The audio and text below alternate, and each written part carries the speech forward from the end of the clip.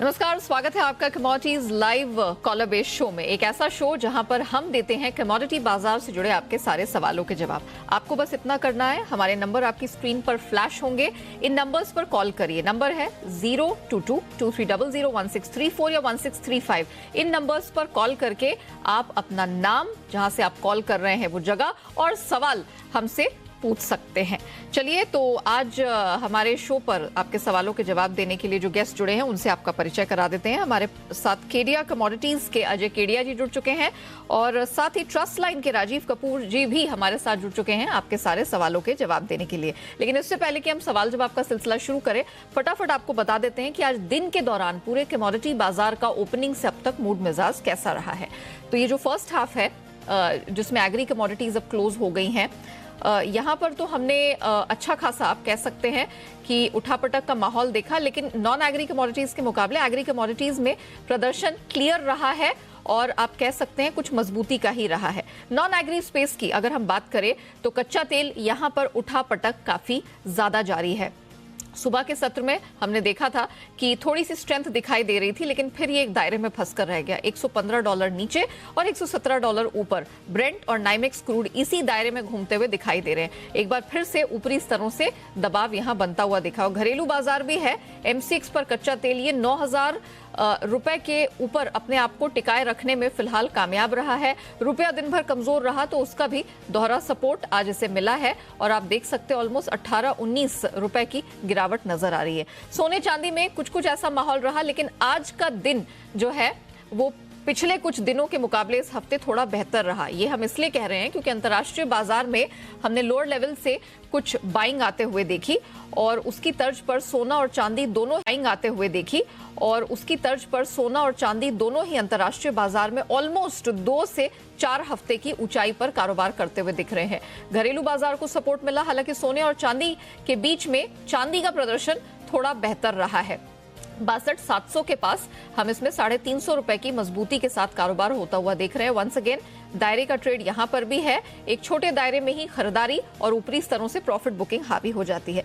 Base metals की कहानी पर नजर डालें तो पूरी तरह से आज ये डोमेस्टिक सिग्नल्स पर ही निर्भर कर रही थी, जैसे कि करेंसी, क्योंकि आज LME और चीन के बाजार, ये दोनों ही मार्केट्स जो कि महत्वपूर्ण मेटल इंडिकेटर्स हैं, यहां आज दोनों मार्केट्स में छुट्टी थी, तो अंतर्राष्ट्रीय बाजार से कोई भी सिग्नल्स नहीं थे। लेकिन इस पूरे हफ्ते की भी जो 3 दिन ट्रेड हुआ है यहाँ पर, इस पूरे हफ्ते इसमें हमने देखा कि अधिकतर मेटल्स भी काफी उठापटक दिखाते रहे। कॉपर ने थोड़ा रेजिलियंस दिखाया, थोड़े अपसाइड मूव थे, लेकिन निकल, एल्यूमिनियम, जिंक यहाँ पर वोलेटिलिटी सबसे ज्यादा हावी रही और अभी भी हम देख रहे हैं कि जितने मेटल्स हैं उनमें कुछ कुछ प्रेशर ही दिखाई दे रहा है। हालांकि 800 रुपए के ऊपर कॉपर ने अपने आप को टिकाए रखा है। दिन के दौरान इंट्राडे हाई हमने 814-15 के आसपास बनते हुए देखा था, लेकिन वो टिका नहीं और फिर हमने गिरावट हावी होते हुए देखी।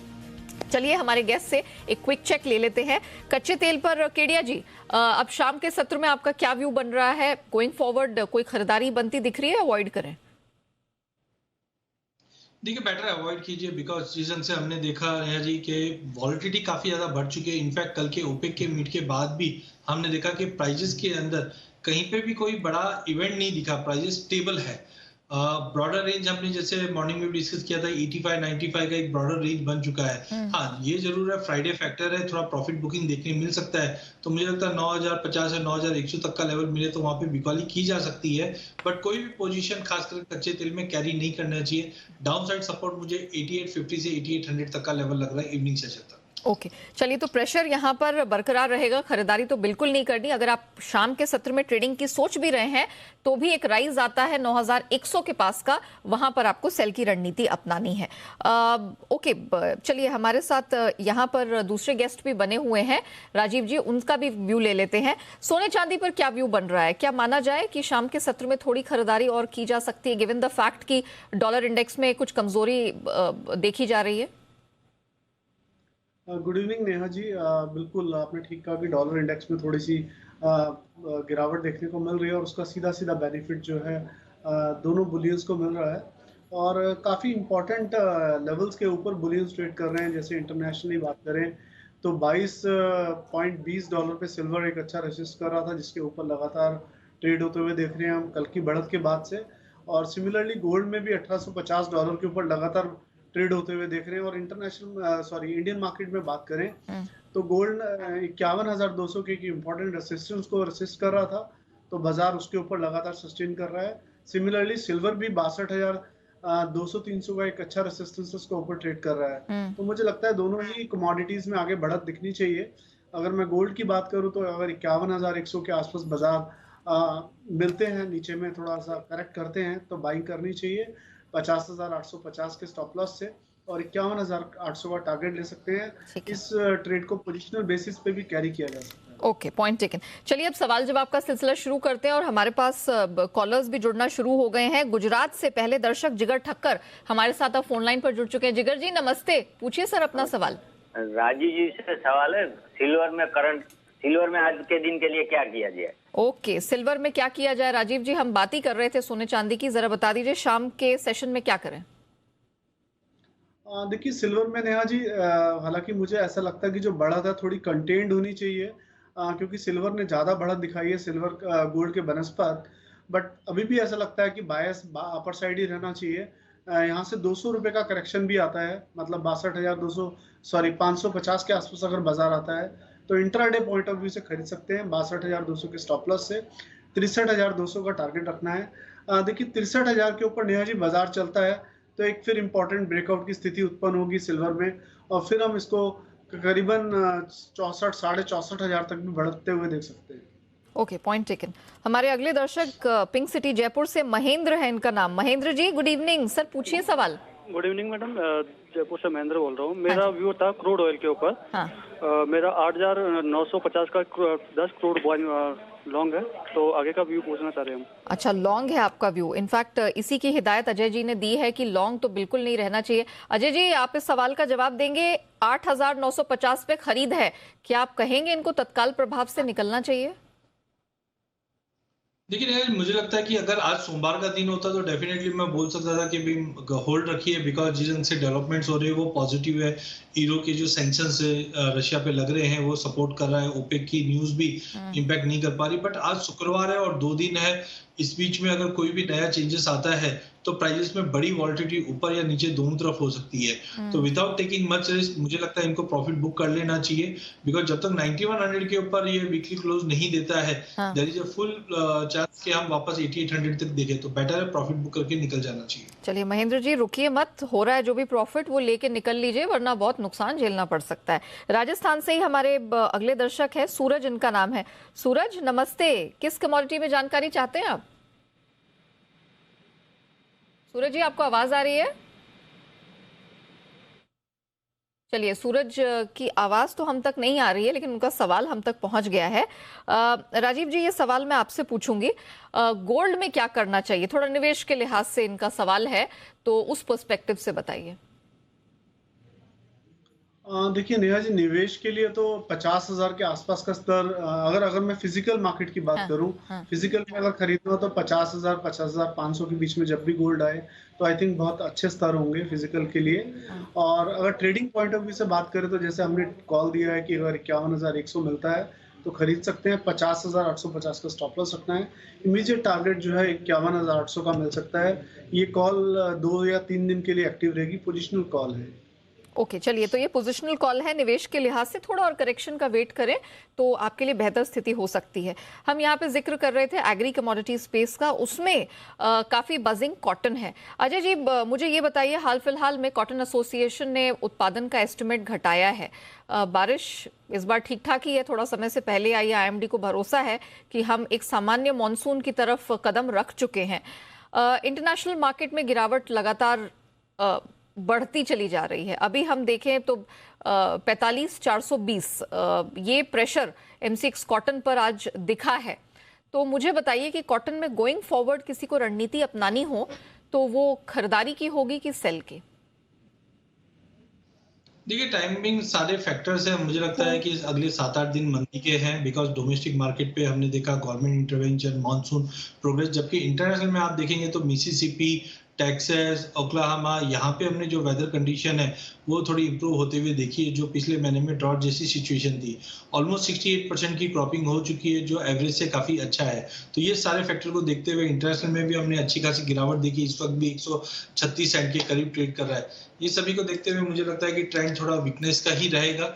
जो डोमेस्टिक मार्केट की अगर हम बात करें तो नो डाउट आज वॉलिटिलिटी थी, अच्छी खासी रिकवरी देखी, पर मुझे लगता है 45,200 के टारगेट के लिए इमीडिएटली बेचना चाहिए, या अगर अगले हफ्ते की भी बात करें तो मुझे लगता है 44,000 तक का लेवल मिल जाएगा। तो लेन नहीं करना चाहिए, बिकॉज मौसम जिस ढंग से करवट बदला है यूएस में और इंडिया में, और बारिश टाइम पे है, स्विंग अच्छे भाव के चलते दबाव बढ़ सकता है, इसलिए बिकवाली करने की सलाह रहेगी। Point taken. हरियाणा से हमारे अगले दर्शक अब है फोन लाइन पर, महावीर है इनका नाम। महावीर जी नमस्ते, क्या सवाल है आपका? मेरा गोल्ड पे सवाल है जी। हाँ जी पूछिए। मैं केडिया जी से पूछना चाहता हूँ जी, आज के लिए गोल्ड में बाय करना है तो स्टिक स्टॉप लॉस क्या होगा जी? आज के लिए गोल्ड में बाय करना, स्ट्रिक्ट स्टॉप लॉस केडिया जी बता दीजिए, आपके लिए सवाल है। कल का सेशन काफी इंपॉर्टेंट था, जिस ढंग से 1850 के ऊपर गोल्ड निकल गया है। डोमेस्टिक मार्केट पे भी हमने सोने को एक अच्छा खासा बाउंस देखा हुआ है 52,200 के ऊपर। तो आई थिंक स्ट्रिक्टली आप है ना इसको 850 का स्टॉप लॉस बनता है, बट आई थिंक अगर 51,000 के स्टॉप लॉस से भी आप लेके चलो तो ऊपर में 51,600 तक का टारगेट इमीडिएटली मिल जाएगा। तो 51,000 का रिवाइज स्टॉप लॉस के साथ आप बाइंग करके चलिए, ट्रेंड पॉजिटिव रहेगा। ओके प्रहलाद जी अब हमारे साथ फोन लाइन पर जुड़ चुके हैं, चूरू राजस्थान से मुझे बताया जा रहा है। प्रहलाद जी नमस्ते, क्या सवाल है सर आपका? गुआर सीड पे है जी। ये जैसे सीजन से पहले गुआर 8-9 हजार हो सकता है कि जैसे सीजन में गुआर आएगा 4 महीने बाद? राजीव जी केडिया जी से। अच्छा केडिया जी चलिए बताइए, ग्वार में क्या व्यू बन रहा है गोइंग फॉरवर्ड? देखिए गवार के फंडामेंटल में कोई कमी नहीं है। हमने पहले भी रखा था व्यू, जब हमने 6400 का भी भाव देखा था। सिंस देन हमने मई मंथ में 14% से ज्यादा की गिरावट देखी। उसके दो मुख्य कारण है। पीक मार्जिन के चलते हमने लॉन्ग लिक्विडेशन सभी एसेट क्लास में आते हुए देखा डोमेस्टिक मार्केट में। साथ में हमने देखा जो मानसून का ऑनसेट है, ये भी एक्चुअली गवार के लिए पॉजिटिव है। पिछले हफ्ते 2 रिक्स में कमी आई थी। 35 हफ्तों के बाद पहली बार ऐसा हुआ कि 2 रिक्स में कमी आई है। उसका एक सेंटिमेंटल नेगेटिव इंपैक्ट पड़ा था। इनका सवाल है कि नया सीजन चालू होने से पहले 8-9 हजार नहीं, उतनी तेजी नहीं दिख रही है। हाँ प्रोडक्शन यूएस में कंटिन्यू बढ़ रहा है, जो सपोर्ट मिलेगा। बट इमीडिएट में मुझे लगता है 7,000 तक का एक कंजर्वेटिव टारगेट लेके चले तो वो फिजिबल दिखाई देता है। फंडामेंटल्स हम 15-20 दिनों में चेंज होते हुए देखेंगे, मानसून है, सोइंग है, सबको देखते हुए, बट 7,000 तक का लेवल हम देख पाएंगे। Point taken. रामपुर से फरहान हमारे साथ फोन लाइन पर अब जुड़ चुके हैं। फरहान नमस्ते, पूछिए अपना सवाल। गुड इवनिंग मैडम, मैं पहले तो आपका शो पे रोज देखता हूँ डेली, और मैं इसके लिए आपको बहुत बहुत शुक्रिया अदा करना चाहता हूँ। धन्यवाद सर, धन्यवाद। आप हमारा शो देखते हैं। मेरा सवाल मेंथा ऑयल पर है मैडम। मेंथा ऑयल 3 साल से तो कोई इसने फायदा किया नहीं है। क्या फंडामेंटल इस बार मजबूत है जो 2,000 तक का भाव जा सकता है क्या इस साल? मेंथा ऑयल ओके, एक और कमोडिटी जिसको लेकर काफी समय से इस पर सवाल भी आते हैं, और रुझान यहाँ पर हम देख रहे हैं कि फिलहाल तो 2% की कमजोरी दिख रही है, 1050 के नीचे है। राजीव बताएंगे मेंथा ऑयल क्या एक्सपेक्ट करके चले यहाँ पर? नेहा जी देखिए, अगर मैं फसल और उसकी बात करूँ तो थोड़ा सा ऐसा एक्सपेक्टेशन लगाया जा रहा है कि इस बार थोड़ा जो तेल है उसकी थोड़ी कमी होनी चाहिए। बट मांग कम होने के कारण दाम में हम बढ़त नहीं आते हुए देख रहे हैं। इसी कारण से दाम जो है दबे हुए हैं। बट मुझे लगता है कि 1,000 का स्तर जो है वो काफी इंपॉर्टेंट रोल प्ले करेगा। तो मुझे लगता है 1,000 के आसपास इसमें थोड़ी खरीदारी कर सकते हैं। बट अभी लिमिटेड गेन्स के लिए खरीदारी करनी चाहिए। मुझे ऐसा नहीं लगता कि एकदम से कोई फास्ट मूवमेंट आने वाला है। तो 1,060 एक पहला बैरियर रहेगा, फिर 1,150 का एक बैरियर रहेगा। ओके मतलब कुछ समय ये दायरे में फंसा रहेगा। अभी खरीदारी नहीं करनी है, खरीदारी का लेवल आएगा जब यहाँ से और 45-47 रुपए का करेक्शन आएगा 1,000 के पास। गुजरात से जगदीश दी, हाँ जगदीश हमारे साथ फोन लाइन पर जुड़ चुके हैं। सर नमस्ते, गुड इवनिंग, पूछिए अपना सवाल। नेहा जी नमस्कार। नमस्कार। मेरा क्रूड ऑयल पे 9,100 का मैंने पुट लिया हुआ है। अच्छा 350 रुपए पे, तो मैं होल्ड करूं या मतलब निकल जाऊं? 9,100 पे आपने पुट लिया हुआ है। केडिया जी क्या किया जाए? तो जैसे हमने व्यू में बताया है कि ट्रेंड थोड़ा सा वीकनेस ही दिख रहा है। हमारी भी सलाह रहेगी कि 9,000 का पुट के लिए हम लगे, बट इनका ऑलरेडी 9,100 का है और इनका बनी है, तो टाइमिंग बने रही है। हमें लगता है कि प्राइजेस के अंदर अच्छा उछाल रहेगा, जो 550-600 तक का भी लेवल दिखा देगा, क्योंकि जिस ढंग से हमने मल्टीपल ऑफ टाइम देखा 9100 के ऊपर प्राइजेस होल्ड नहीं कर पा रहे हैं और प्राइजेस में कंटिन्यू दबाव है। तो जो 9100 के अगर पुट की बात करें तो इस वक्त अगर हम भाव देखते हैं, एक सेकेंड, तो इस वक्त अगर 9100 के पुट की अगर बात करें तो करीबन 357 का भाव आ रहा है। तो मुझे लगता है 450 तक का ये वेट कर सकते हैं। ओके, ठीक है, चलिए 450 तक का लेवल मिलेगा। गुड डिसीजन पुट को लेने का। 9100 पर होल्ड करने की रिकमेंडेशन यहाँ पर निकल कर आ रही है। अकोला से राहुल जी अब हमारे साथ फोन लाइन पर जुड़ चुके हैं। राहुल जी गुड इवनिंग, पूछिए अपना सवाल। हाँ मैम, गुड इवनिंग। मैं सर से ये पूछना चाहता हूँ कि मेरे पास भी क्रूड ऑयल 8,000 पी बाय है, तो उसे रखना चाहिए, निकल देना चाहिए, इसी बारे में बात करना चाहता था। अच्छा, कौन से सर से पूछना चाहते हैं? आपने सर का नाम नहीं बताया। केडिया सर से पूछना। अच्छा, केडिया जी बताइए, 8,000 पे इनकी पोजीशन है, which is a good position, क्या सलाह होगी? देखिए, वॉलिटिलिटी काफी ज्यादा बढ़ चुकी है और सभी गवर्नमेंट स्टॉक बढ़ाने में, मतलब प्रोडक्शन बढ़ाने में लगे हुए हैं और 120 के ऊपर एक साइकोलॉजिकल बैरियर बना हुआ है। नो डाउट चीजें खराब होती तो उसके ऊपर भी जा सकती है, बट मुझे लगता है कि 120 के ऊपर जल्दी सस्टेन नहीं है तो बेटर निकल जाइए। लॉन्ग पोजीशन जो है आपकी। सेकेंडली, आप ऑप्शन पे ध्यान दीजिए, क्योंकि जिस ढंग से एनर्जी मार्केट में वॉलिटिलिटी बढ़ी है, ऑप्शन एक बढ़िया तरीका है पार्टिसिपेट करने का। या तो आप जो अपनी लॉन्ग पोजीशन है, जो मैं समझ पा रहा हूँ, उसके अगेंस्ट आप अगर पुट ले लेंगे तो एज गुड एज एक हैज पोजीशन क्रिएट हो जाएगी। तो वहां पे आप 9,000 का एक पुट लेकर काम कर सकते हैं। इस वक्त वो 307 रुपए पे चल रहा है, तो आपकी पोजीशन हैज रहेगी। ओके, राजीव जी एक बार नेचुरल गैस पे अपना व्यू देंगे।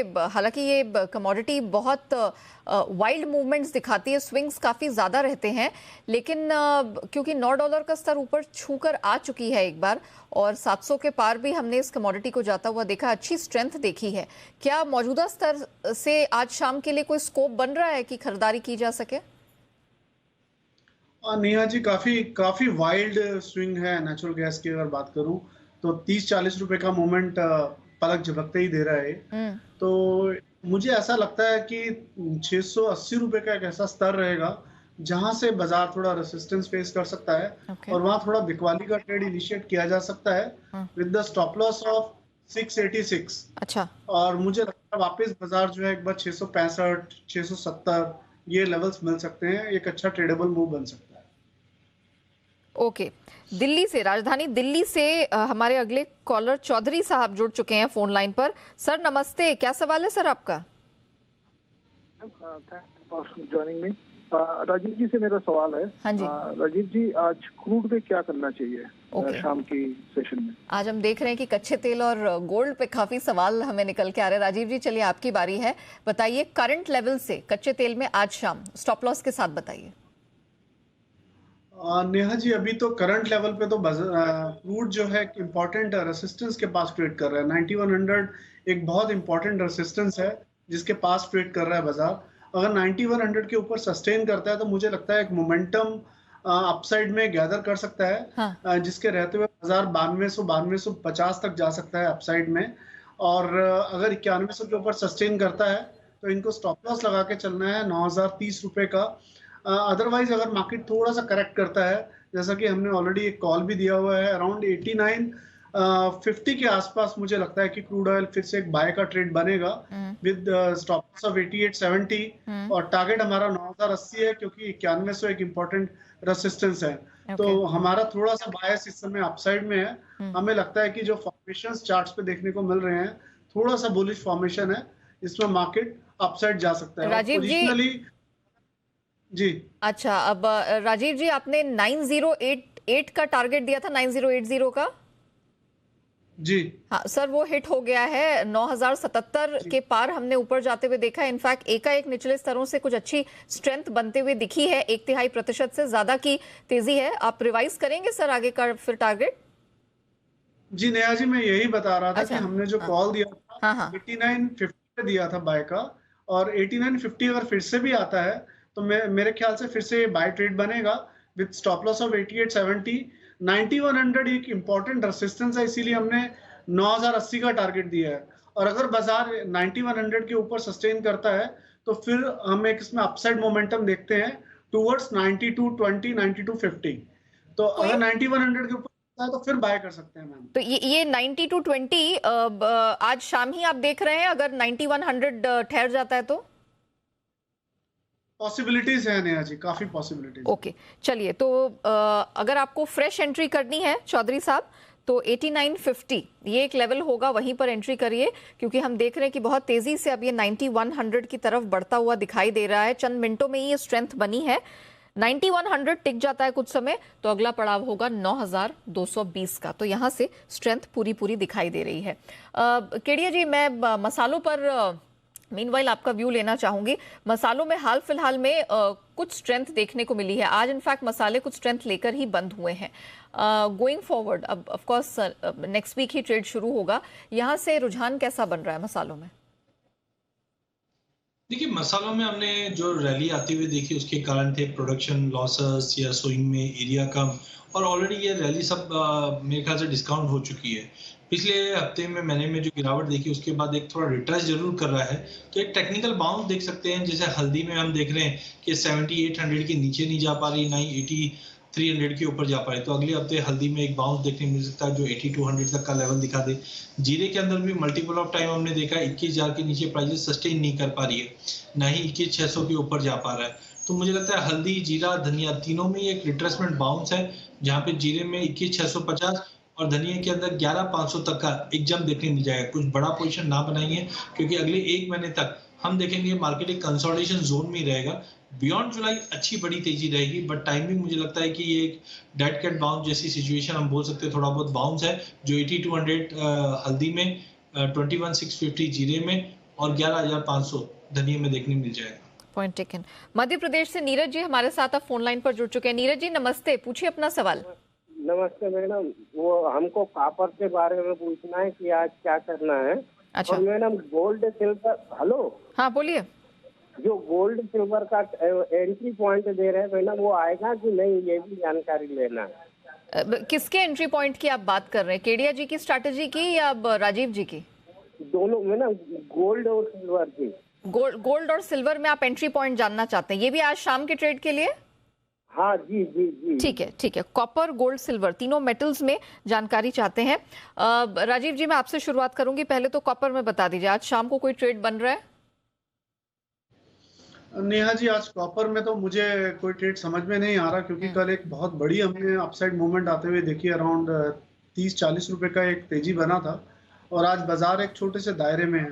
तो मुझे लगता है लाइक्लीहुड 2-4 दिन बाजार एक रेंज में रहना चाहिए, ठीक है, फिर एक मोमेंटम बनना चाहिए। तो अभी फिलहाल मैं इसमें कोई ट्रेड रिकमेंड नहीं कर रहा हूँ। ठीक है, आप आज ट्रेड रिकमेंड नहीं करेंगे। गोल्ड सिल्वर का एंट्री पॉइंट केडिया जी हमारे दर्शक जो है नीरज वो मांग रहे थे, तो जरा उन्हें आज शाम के लिए एग्जैक्ट एंट्री पॉइंट्स बता देंगे आप? देखिए, मार्केट में वॉलिटिलिटी ज्यादा है, हमारा उम्मीद है कि 51-100 तक का भी लेवल मिले तो एंट्री, अदरवाइज 51-250 तक बार बार वहां पे लेके चलिए 51-600 के टारगेट के लिए। चांदी में भी वॉलिटिलिटी बढ़ी हुई है, 62,500-600 पे रिवाइज एंट्री कर सकते हैं, जो 63 से 63,400 तक का लेवल दिखा सकते हैं। दोनों ही काउंटर इवनिंग सेशन में पॉजिटिवली ट्रेड करते हुए दिखेंगे। ओके, कॉपर क्या आपका भी अवॉइड है या इन लेवल पे कोई शॉर्ट आपको दिखाई दे रहा है शाम के लिए?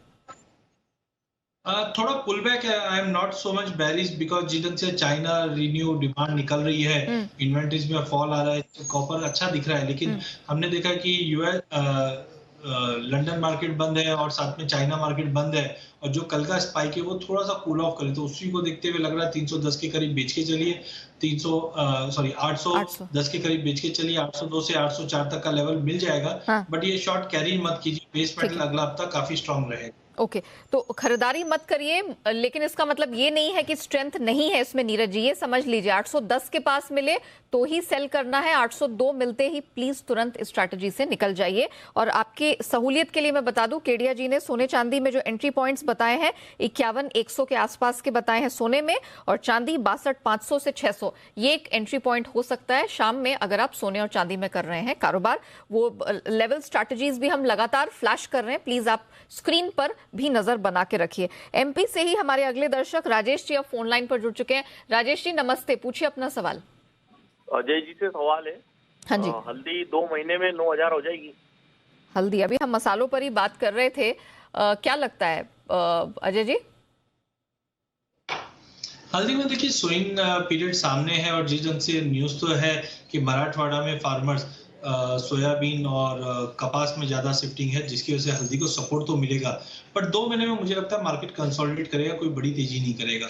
हायर साइड में 86 8700 बिकॉज स्विंग ऐसा भी नहीं है कि 20-25% स्विंग में कमी आ जाएगी, ऐसा कुछ भी होने वाला नहीं है।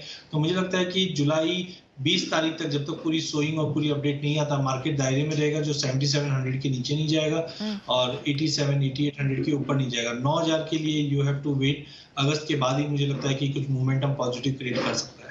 Point taken. चलिए अजय जी और राजीव जी, आप दोनों का बहुत शुक्रिया आज हमारे साथ जुड़ने के लिए, ना सिर्फ अपनी बेहतरीन कॉल्स रखने के लिए, बेस्ट पिक्स रखने के लिए, बल्कि हमारे दर्शकों के इतने सारे सवालों के जवाब भी देने के लिए। चलिए इस शो को यहीं रैप अप करते हैं, मुझे दीजिए इजाजत, ब्रेक के बाद खबरों का सिलसिला जारी रहेगा। आप बने रहिए, देखते रहिए जी।